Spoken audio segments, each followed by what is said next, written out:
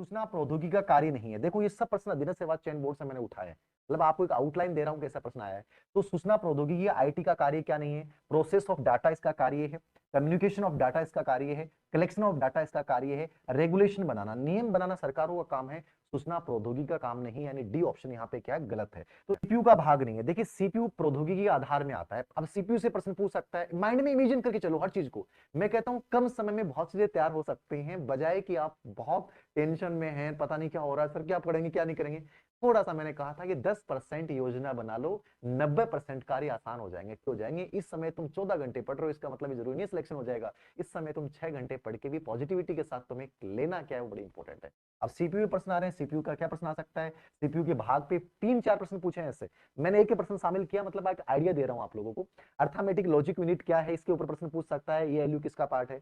रोम RAM CPU के part है, RAM की फुल फॉर्म, रोम की फुल फॉर्म, कौन सी स्थायी स्मृति है, कौन सी अस्थायी स्मृति है। तो रीड ओनली मेमोरी जो है वो स्थायी स्मृति है, ये हमेशा, और रैंडम एक्सेस मेमोरी स्थायी स्मृति नहीं है, जब तक कंप्यूटर चालू है तब तक रहती है, बाद में गायब हो जाती है। ऐसे प्रश्न बहुत सारे पूछे गए।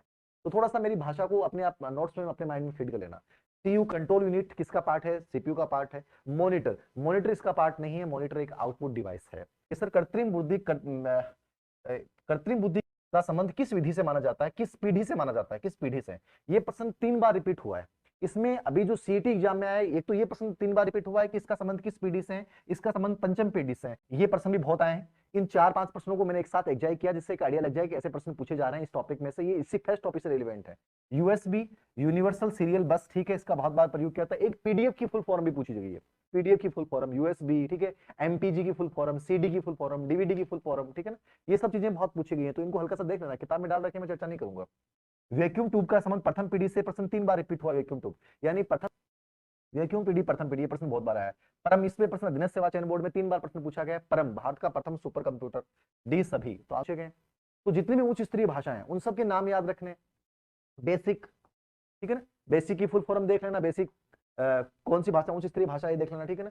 ये मतलब इनके बेसिक से प्रश्न। कोबोल क्या है? व्यवसायिक भाषा है, कॉमर्स वाणिज्य में, इनके सबके याद। फोर्ट्रॉन पहली वैज्ञानिक भाषा एक प्रकार से, ठीक है।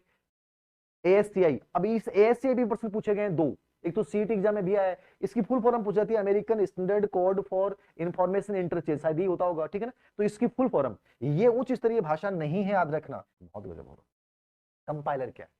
इस पे बहुत प्रश्न पूछे गए हैं सर। कंपाइलर, कंपाइलर, इंटरप्रेटर और असेंबलर, तीनों को देख लेना। कंप्यूटर हार्डवेयर का एक प्रकार नहीं, उच्च स्तर की भाषा से दूसरी भाषा में अनुवाद करने के लिए एक सॉफ्टवेयर प्रोग्राम है, और कंपाइलर जो होता है वो एक साथ अनुवाद करता है, क्या करता है? तो ये तीनों ही भाषा अनुवादक हैं, याद रखना। तो एक प्रकार से एक आपके आइडिया होगा कि तीनों पढ़ने हैं। बहुत ज्यादा कंटेंट पढ़ने की आवश्यकता नहीं होती, इन चीजों को पकड़ो कि जहां से लगातार प्रश्न आ रहा है। अब यहीं से प्रश्न आ रहे हैं तो इनको देख लेना, ठीक है।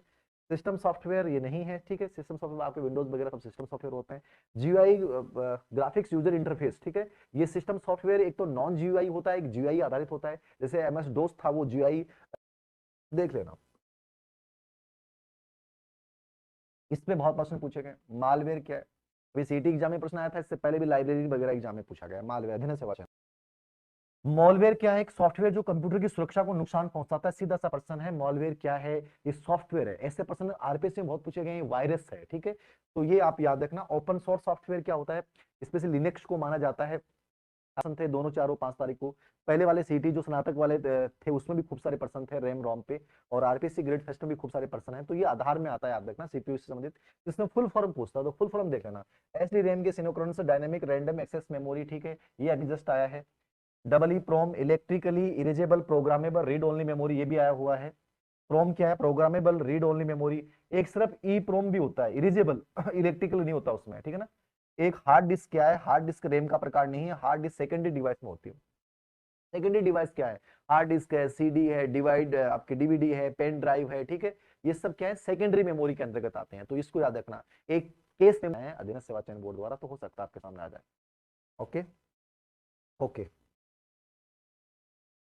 नंबर देखो, सही मिलान देखो, ये सब प्रश्न आए हुए हैं, मतलब ये 10% मैंने 20 से 25% मिला के दिन सेवा चयन बोर्ड में 20 से 25 प्रश्न आ गए इस बिंदु से संबंधित। मैंने सबको एग्जाई किया, 1.5-2 घंटे बैठा, और बैठने के बाद इनको एक टेस्ट के रूप में तब्दील कर दिया। तो है अर्पानेट दुनिया का पहला नेटवर्क है, यानी डब्ल्यू वेन था ये पहला वाइड एरिया नेटवर्क, ठीक है, 1969 था अमेरिका में, ठीक है। बी गलत है। वाईफाई लाईफाई की तुलना में अधिक फास्ट नहीं होता, लाईफाई वाईफाई से फास्ट होता है, तो बी गलत है। वर्ल्ड वाइड वेब पे बहुत बार प्रश्न पूछा गया, फुल फॉर्म पूछी गई। टिम बर्नर्स-ली ने इसका प्रतिपादन किया 1989 में। वर्ल्ड वाइड वेब पे बहुत सारे प्रश्न पूछे गए, तो शायद गलत नहीं होगा, टिम बर्नर्स-ली 1989 शायद होना चाहिए। सफारी के अधीनस्थ सेवा चयन बोर्ड में पूछा गया था 2020 में, लाइब्रेरी एग्जाम में पूछा गया था कि सफारी क्या है। तो सफारी एक सिस्टम सॉफ्टवेयर है क्या? सफारी सिस्टम सॉफ्टवेयर है क्या? नहीं। क्या है सफारी? सफारी एक वेब ब्राउजर है, याद रखना, आप सबको पता है। क्या हो जाएगा? ए और सी।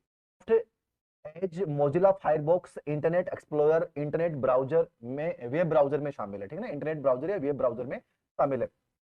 ये प्रश्न बहुत बार पूछा गया है, ये प्रश्न बहुत बार पूछा गया है, याद रखना है। वेब ब्राउजर के नाम, सर्च इंजन के नाम, ये सब याद करके जाना, ठीक है ना।